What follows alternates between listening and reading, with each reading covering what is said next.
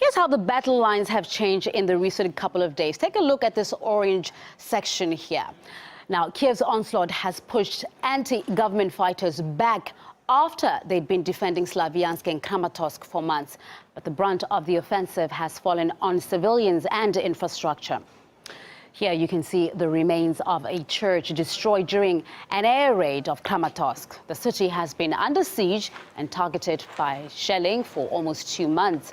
Thousands have fled as they have from other cities and villages in the east, some of which have been reduced to rubble.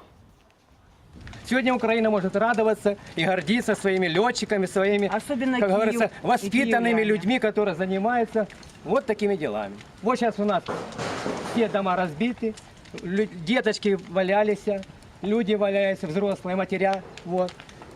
На данный момент все. Остановилась в этом районе жизнь. In nearby Slavyansk, 2/3 of its 100,000 population have fled. There's no water, no electricity, and much of the city has been damaged in shelling, all making clear why so many people have chosen to leave their homes. Maria Finoshina reports.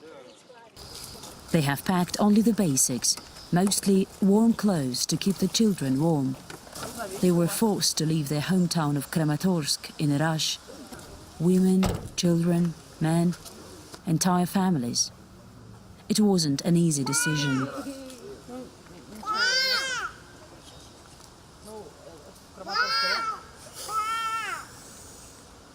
Они постоянно стреляют каждую ночь, а ты прячешься в подвале и молишься Богу, чтобы тебя не пристрелили, чтобы вот это вот не попало все в тебя, чтобы твоя семья осталась живая. It's hard to say how many people have fled Kramatorsk, the city that's been the target of Kiev's military operation for months. Even when the army raised the Ukrainian flag over the town, the refugees kept on coming. Мы из Краматорска. Вот эта публика. Все. Мы сидели в подвале, когда гатили по городу. Вот один раз, как сидели дома, откуда ни возьмись, подумали, что аж по крыше лупят. Пришлось бежать в подвал быстро очень. Сейчас точно именно не знаю, куда. Ну, куда-то где не взрывают. You want to come back? Да, если только будет все нормально. Many of those who have fled were forced to leave their relatives behind.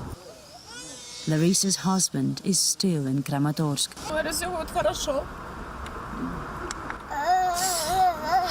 Страшно за детей, страшно за него сейчас там остался. Russia is the closest safe haven for many Ukrainian refugees. The UN says 100,000 have crossed the border into Russia, a figure the country's federal migration says could be 4 times higher. But crossing the border could be dangerous.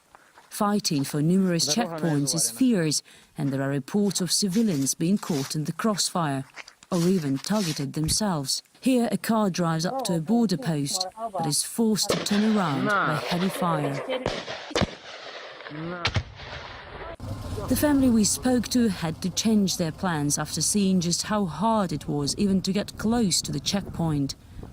They decided to try their luck at another crossing, but asked us not to join them, worried we'd attract unnecessary attention.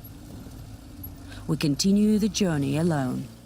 It used to be the Ukrainian checkpoint, but as you can see now, it's abandoned. There is absolutely nobody here. The cars cross freely, as you can see. The Ukrainian border guards left. The Russian side of the checkpoint Severny or northern at the Ukrainian-Russian border. People here cross day and night. As you can see, there are many of them running from violence in their motherland. This is one of few places along this frontier where there are no clashes. But people are jittery, worried fighting could break out here as well at any moment.